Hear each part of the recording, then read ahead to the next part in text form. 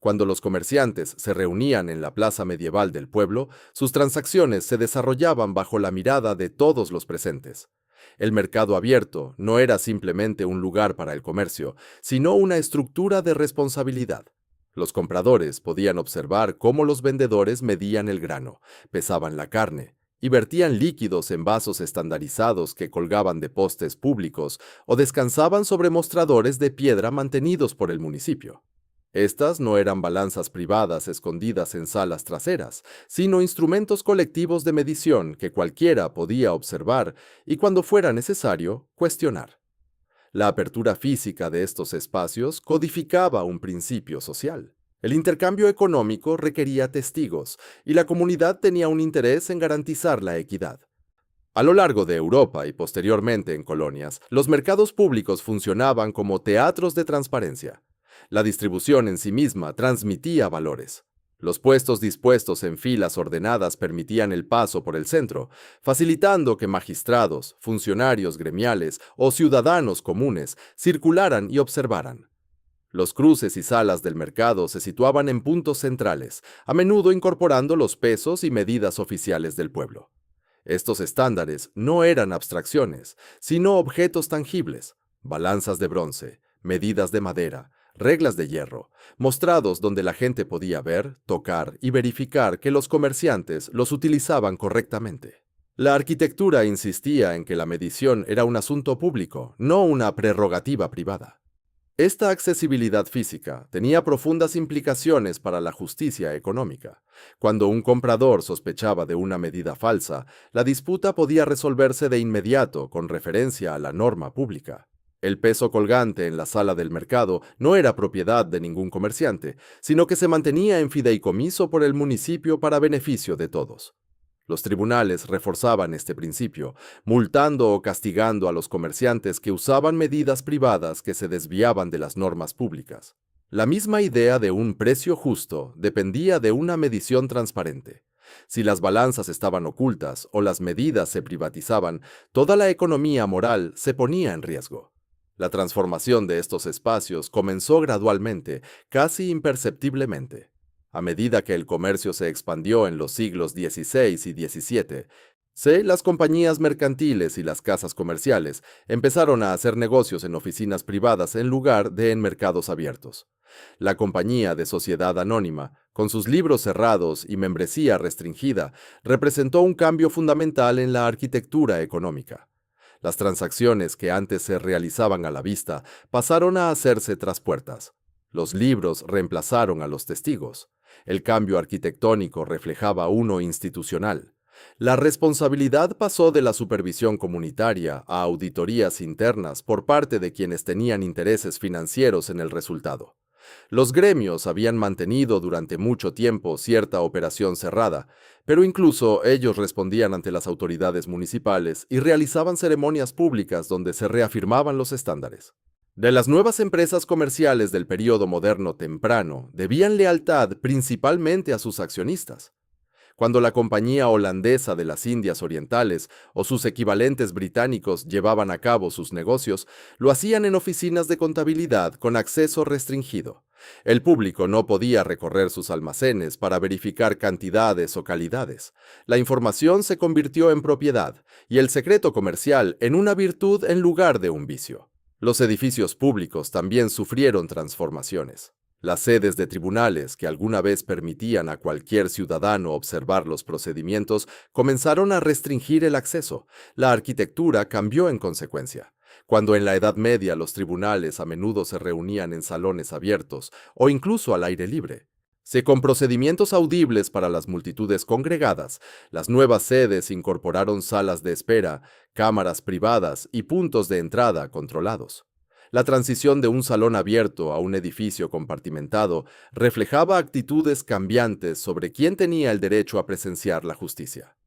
Los procedimientos pasaron de un espectáculo comunitario a un proceso profesional, con el público cada vez más como observador externo en lugar de participante.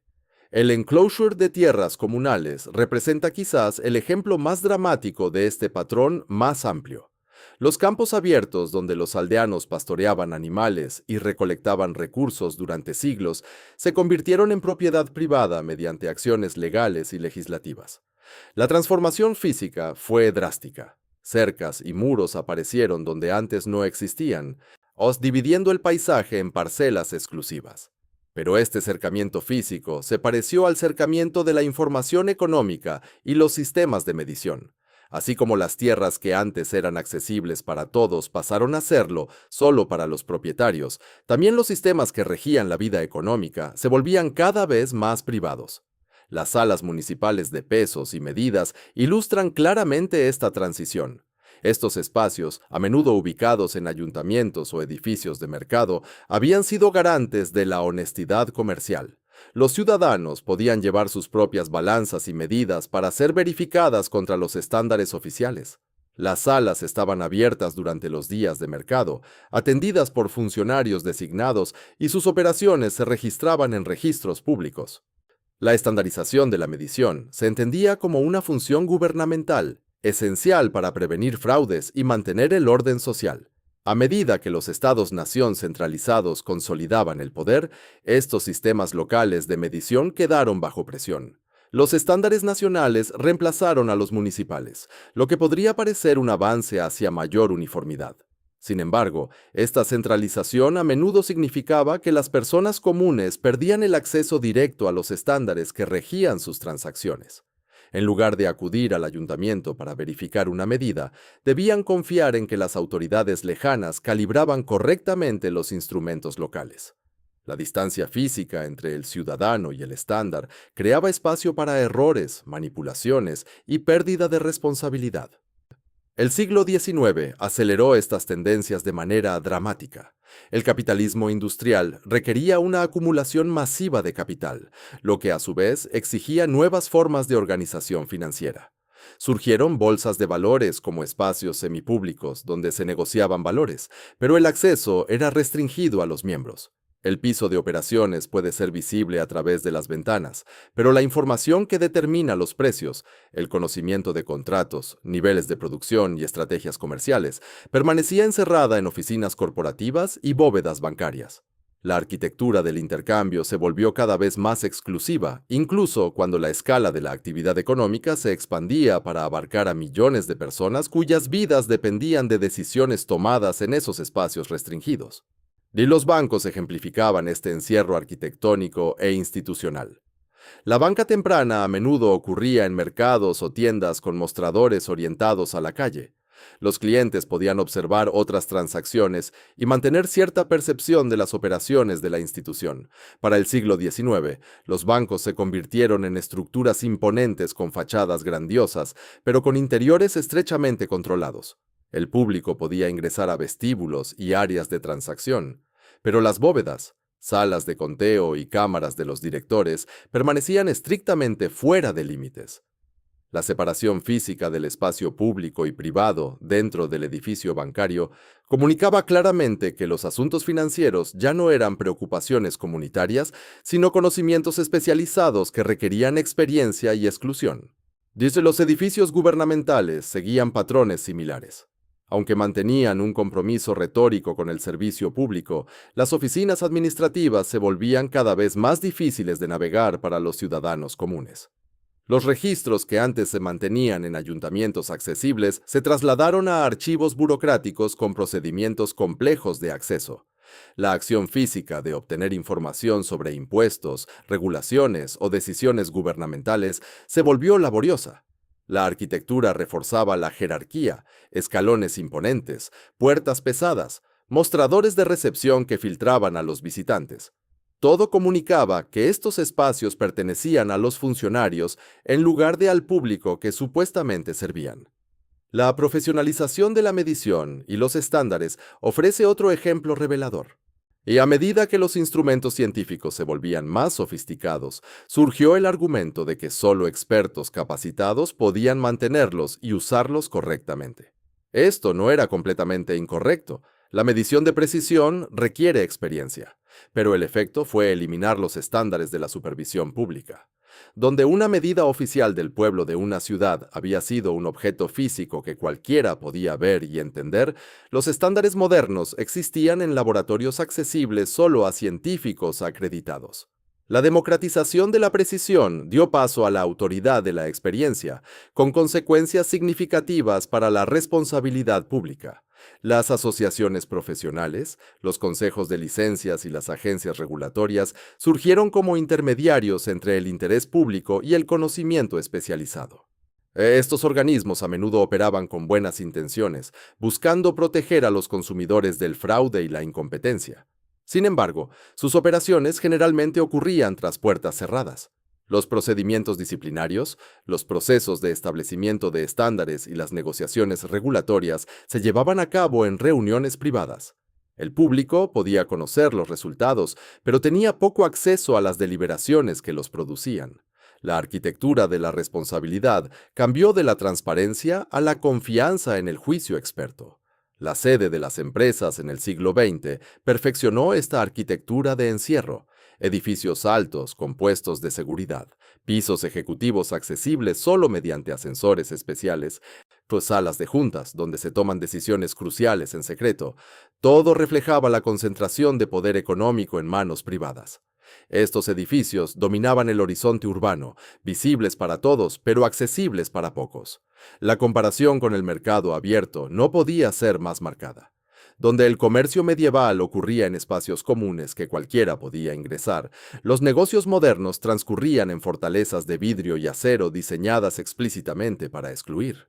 Los marcos legales que respaldan esta transformación merecen atención. La ley de propiedad evolucionó para proteger no solo los activos físicos, sino también la información, los secretos comerciales y los procesos propietarios. Los tribunales, que antes aplicaban las normas comunitarias de trato justo, protegían cada vez más las prerrogativas corporativas. El derecho a la privacidad, inicialmente concebido para proteger a las personas de la intrusión gubernamental, se expandió para resguardar las operaciones comerciales del escrutinio público. Las leyes de transparencia y las leyes de libertad de información han intentado contrarrestar esta tendencia, pero su alcance sigue siendo limitado, aplicándose principalmente al gobierno, mientras que la actividad corporativa permanece en gran medida opaca. Las regulaciones de zonificación y los códigos de construcción han reforzado estas divisiones. Los distritos comerciales separan los negocios de las áreas residenciales, reduciendo la superposición entre actividad económica y vida cotidiana. Los parques empresariales aíslan las instalaciones corporativas de los espacios públicos. Incluso el diseño de los entornos comerciales ha cambiado. Si pasando de tiendas orientadas a la calle, donde los transeúntes podían observar las operaciones, a centros comerciales cerrados y tiendas de gran formato, donde el control corporativo sobre el espacio es absoluto. La segregación física de la actividad económica respecto a la supervisión pública se ha normalizado tanto que rara vez se notan sus implicaciones. La tecnología digital ha intensificado estos patrones, creando nuevas complejidades. Los mercados financieros ahora operan a través de redes informáticas en gran medida invisibles para los participantes y mucho más para el público. Los algoritmos toman decisiones de compra y venta en fracciones de segundo basados en fórmulas propietarias. El piso de operaciones físico, que al menos ofrecía una manifestación visible de la actividad del mercado, ha desaparecido en gran medida. Los mercados modernos existen como abstracciones electrónicas, cuyas operaciones están ocultas en granjas de servidores y cables de fibra óptica. La arquitectura del encierro se ha vuelto virtual, pero no menos efectiva para excluir la observación pública. La recopilación y análisis de datos ocurren en espacios digitales que son de propiedad y control privado. Las corporaciones recopilan grandes cantidades de información sobre individuos y comunidades, tomando decisiones que afectan vidas y oportunidades basadas en procesos algorítmicos que permanecen opacos. Los estándares y medidas públicas que alguna vez gobernaron el comercio han sido reemplazados por métricas propietarias en las que nos dicen que debemos confiar, pero que no podemos examinar. Cuando solicitamos crédito, seguros o empleo, si algoritmos distantes nos evalúan utilizando criterios y datos a los que no podemos acceder ni cuestionar, la pérdida de transparencia es profunda. Ha surgido cierta resistencia a estas tendencias. Los movimientos de software de código abierto insisten en que el código debe ser transparente y modificable en lugar de propietario y cerrado. Las fideicomisos comunitarios de tierras intentan devolver los bienes raíces a la propiedad y gestión colectiva. Los procesos de presupuesto participativo ofrecen a los ciudadanos una participación directa en las decisiones de gasto gubernamental. Estos esfuerzos representan intentos de recuperar parte de la transparencia y accesibilidad que caracterizaban a los sistemas anteriores de responsabilidad pública. Sin embargo, van en contra de corrientes fuertes. Sí, su escala sigue siendo modesta en comparación con las tendencias dominantes. Las implicaciones para la democracia y la ciudadanía son significativas. Cuando los sistemas que rigen la vida económica operan a puertas cerradas, las personas comunes pierden la capacidad de entender, cuestionar o cambiar esos sistemas. La participación política se vuelve abstracta de las condiciones materiales. Votamos por representantes que supuestamente supervisan la regulación económica, pero el trabajo real ocurre en comités técnicos y agencias regulatorias que la mayoría de los ciudadanos nunca enfrentan. La distancia física e institucional entre las personas y los sistemas que moldean sus vidas erosiona las bases de la autogobernanza. La memoria histórica de sistemas más abiertos se ha desvanecido en gran medida. Si la mayoría de las personas vivas hoy nunca han experimentado una responsabilidad económica verdaderamente pública, el mercado como bien común, el tribunal como teatro, el estándar de medición como objeto público tangible, estas son curiosidades históricas en lugar de realidades vividas. La arquitectura de la enajenación se ha normalizado tanto que imaginar alternativas requiere una recuperación histórica deliberada. Debemos recordarnos que la opacidad económica no es natural ni inevitable, sino el producto de decisiones políticas e institucionales específicas tomadas a lo largo de los siglos. La cuestión de qué puede ser recuperado sigue abierta. Es posible que algún grado de especialización y privacidad en asuntos económicos sea necesario en sociedades modernas complejas. No todas las transacciones necesitan ocurrir en una plaza pública. Pero el equilibrio se ha desplazado drásticamente hacia la enajenación, el secreto y el control privado. Reconstruir sistemas de responsabilidad pública requiere tanto reforma institucional como rediseño físico. Las arquitecturas de la información deben priorizar la transparencia sobre el secreto. Los edificios y espacios donde ocurren decisiones económicas deben ser accesibles a quienes se ven afectados por ellas. Los estándares y medidas deben ser verificables públicamente en lugar de ser misterios propietarios. Esto no es nostalgia por un pasado romántico, sino un reconocimiento de que ciertos principios integrados en prácticas históricas siguen siendo valiosos. El intercambio económico afecta a comunidades enteras, no solo a los participantes directos. La medición y los estándares son demasiado importantes para dejarlos en manos de intereses privados. La justicia requiere testigos y transparencia. Estas ideas, codificadas en los mercados abiertos y edificios públicos de épocas pasadas, no se han vuelto obsoletas. Han sido deliberadamente oscurecidas por siglos de enajenación y privatización. Recuperar las formas arquitectónicas e institucionales que apoyaron la responsabilidad pública no se trata de recrear plazas medievales, sino de rediseñar los sistemas modernos para servir a los valores democráticos. Los espacios físicos que habitamos moldean las relaciones sociales que mantenemos. Cuando esos espacios encierran y excluyen, nos enseñan que somos sujetos de fuerzas económicas en lugar de participantes en el gobierno comunitario. Reivindicar la transparencia y el acceso requiere cambiar tanto los edificios que construimos como las instituciones que mantenemos, insistiendo en que la responsabilidad ante el público siga